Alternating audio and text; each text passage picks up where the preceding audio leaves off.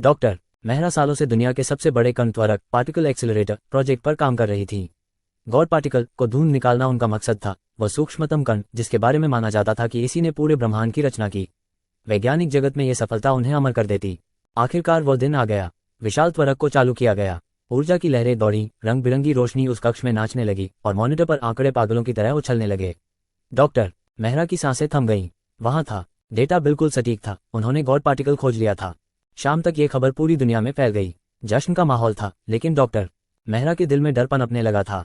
उस कण में अकल्पनीय ऊर्जा थी। क्या उन्होंने कोई भयानक भूल कर दी थी?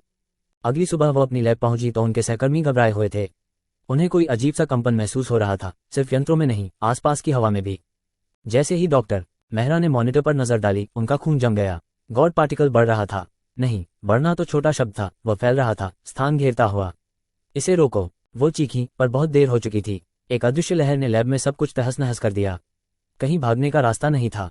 पल भर में वो कंपन पूरी दुनिया में फैल गया, जमीन तक को विकृत करता हुआ। डॉक्टर मेहरा ने आसमान की ओर देखा। सूरज सिकुड़ने लगा था, तारे मिट रहे थे। एक भयानक सच्चाई उनके दिमाग में कौंधी थी। ब्रह्मांड की रचना करने वाला तत्व उसका विनाश भी कर सकता था। गॉड पार्टिकल स्थिरता नहीं देता था, वह अनियंत्रित परिवर्तन था, एक लौ जो तब तक बुझेगी नहीं जब तक सब कुछ राख न कर दे। असलियत अपनी पूरी भयावहता के साथ सामने थी। उन्होंने जो खोज की थी वो कोई चमत्कार नहीं था। वे गॉड पार्टिकल के कर्ता नहीं, उसके पहले शिकार थे।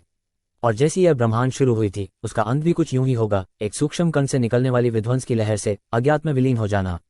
एक अर्थहीन धमाके की गूंज लिए, जैसे वे कभी थे ही नहीं।